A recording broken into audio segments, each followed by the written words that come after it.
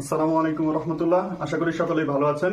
আমি আবারও গত ক্লাসের মতোই উপস্থিত হয়েছি আরেকটি কনফিউশনাল কোশ্চেন নিয়ে, যেটা হচ্ছে বিভিন্ন চাকরি পরীক্ষায় এবং ভর্তি পরীক্ষায় আসে। এমনকি হচ্ছে আমাদের যে একাডেমিক মানে পড়াশোনা আছে ওইখানে ইংরেজি পার্টের একটা কনফিউশনাল কোশ্চেন এটা প্রায়ই আসে, যেখানে আমরা হচ্ছে এই কোশ্চেনটার উত্তর করতে গিয়ে প্রায়ই ভুল করি। আমাদের কাছে মনে হলো যে না, এটা নিয়ে আসলে আলোচনা করা দরকার, এজন্য আবারও আপনাদের সামনে এসেছি। তো আপনারা হয়তো ইতিমধ্যে বোর্ডে দেখতে পাচ্ছেন যে এখানে ট্যাগ কোশ্চেন দেওয়া আছে দুইটা। কোশ্চেন 1 এ দেওয়া আছে থ্যাংক ইউ, আর কোশ্চেন 2 তে দেওয়া আছে open the door. Okay fine, আমি একটু সহজ মানে হচ্ছে সেন্টেন্স দিয়ে শুরু করছি এই জন্য যাতে আপনাদের বুঝতে সমস্যা না হয়। ওকে, আমরা কোশ্চেন 1টা সলভ করার আগে আমরা যে কাজটা করব, আমরা কোশ্চেন 2টা একটু দেখব। দেখেন, নরমালি হচ্ছে আমরা জানি যে প্রথমে ভার্ব থাকে, পরে অবজেক্ট থাকে বা বাড়তি অংশ থাকলে যদি এটা দ্বারা আদেশ নিষেধ অনুরোধ উপদেশ এরকম কিছু বোঝায়, এটা হচ্ছে ইম্পারেটিভ সেন্টেন্স। এটা কি সেন্টেন্স? এটা হচ্ছে imperative sentence. Okay fine, normally এটা দেখে হয়তো আপনারা বুঝতে পারতেছেন এটা হচ্ছে কি ইম্পারেটিভ সেন্টেন্স, কারণ প্রথমে কি আছে? প্রথমে ভার্ব আছে এবং কি বাকি অংশ আছে বা অবজেক্ট আছে, যার কারণে এটা ইম্পারেটিভ।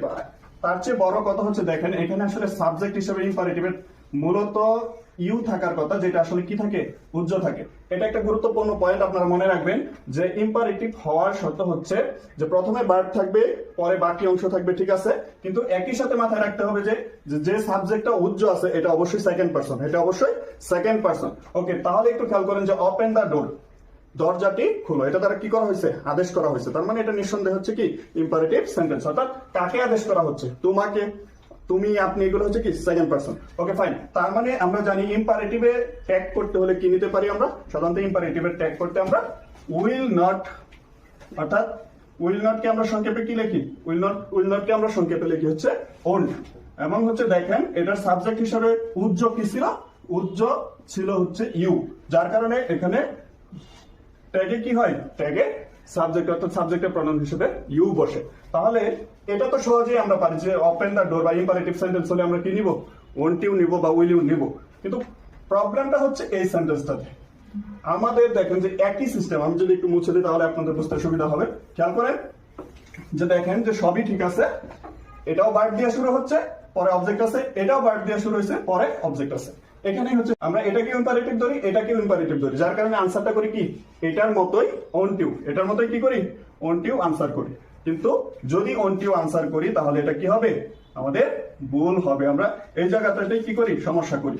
তাহলে চলেন যে এটার সঠিক আনসারটা কি হবে এটা একটু দেখে নিই। খেয়াল করেন কেন এটা ইম্পারেটিভ নয়, তাহলে এটা কি সেন্টেন্স এটা একটু জানি। খেয়াল করেন একটু, যদি আমরা দেখি এটার প্রথমে ভার্ব আছে, ওকে ফাইন, কোনো সমস্যা নেই, অবজেক্ট আছে, এটাও ঠিক আছে।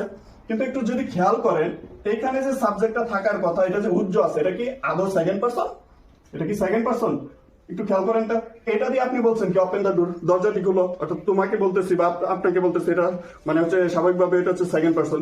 কিন্তু এইটাও কি আদৌ সেকেন্ড পারসন আছে এখানে? খেয়াল করেন তো। যদি একটু খেয়াল করেন যে থ্যাংক ইউ, থ্যাংক ইউ মানে কি? ধন্যবাদ। বা আমি যদি আপনাকে বলি যে থ্যাংক ইউ, তোমাকে ধন্যবাদ বা আপনাকে ধন্যবাদ, তখন কে কথাটা বলতেছে? একটু খেয়াল করেন তো। তখন কথাটা বলতেছি হচ্ছে আমি, অর্থাৎ আই। তাহলে আই কোন পারসন? আই হচ্ছে ফার্স্ট পারসন। খেয়াল করেন বিষয়টা। তাহলে স্বাভাবিকভাবে এই যে সাবজেক্টটা উজ্জ আছে এটা কিন্তু সেকেন্ড পারসন না। এক। 2 নাম্বার হচ্ছে যেহেতু সেকেন্ড পারসন না, এটাকে কি করা যাবে না? ইম্পারেটিভ ধরার কোনো সুযোগ নাই। একই সাথে যদি খেয়াল করেন যে ইম্পারেটিভ দ্বারা আদেশ নিষেধ অনুরোধ উপদেশ বোঝায়, কিন্তু এটা দিয়ে একটি আদেশ নিষেধ অনুরোধ উপদেশ বোঝাইছে না। তার মানে এখানে মূলত আসে কি? সাবজেক্টটা উজ্জ আছে যেটা, এটা হচ্ছে আই। তাহলে যখন আপনি উজ্জ সাবজেক্ট আই ধরতেছেন, খেয়াল করেন সাবজেক্ট আই, পরে ভার্ব আছে, পরে অবজেক্ট আছে, তার মানে সাবজেক্ট ভার্ব অবজেক্ট মানে হচ্ছে অ্যাসার্টিভ সেন্টেন্স। তাহলে অ্যাসার্টিভ সেন্টেন্সের ট্যাগ করতে আমরা কি করি? খেয়াল করেন যদি অক্সিলারি থাকে সেটা নিব, কিন্তু অক্সিলারি না থাকলে কার সাহায্য নেই? ডো, ডাজ অথবা কি ডিড এর সাহায্য নেই। খেয়াল করেন ভার্বের মূল ফর্ম আছে, বেস ফর্ম আছে, তাহলে ভার্বের বেস ফর্ম হলে আমরা কি নেই? ভার্বের বেস ফর্ম হলে আমরা ডোর সাহায্য নেই। ওকে ফাইন, খেয়াল করেন এখানে কি কোনো নেগেটিভ ওয়ার্ড আছে বা নো বা নট আছে? এরকম কিছু নাই। তাহলে আমরা কি নিব? নট নিব। ঠিক আছে, ওকে ফাইন। দেখেন এখানে যদি একটু খেয়াল করেন তাহলে আপনারা হয়তো বুঝতে পারবেন যে আসলে উজ্জ যে সাবজেক্টটা ছিল এটা ছিল কি? এটা ছিল আই। তাহলে এখানে কি হবে? সাবজেক্টটা হবে আই। তার মানে এই কোশ্চেনটার আনসার হবে কি? Don't I. এই কোশ্চেনটার আনসার কি হবে? Don't I. যদি আমরা ওয়ান্ট ইউ করি তাহলে কি হবে না? এটা সঠিক হবে না। আশা করি আপনাদের এই বিষয়টা পরিষ্কার হয়েছে। পরবর্তীতে আর কোনো সমস্যা হবে না। Thank you so much.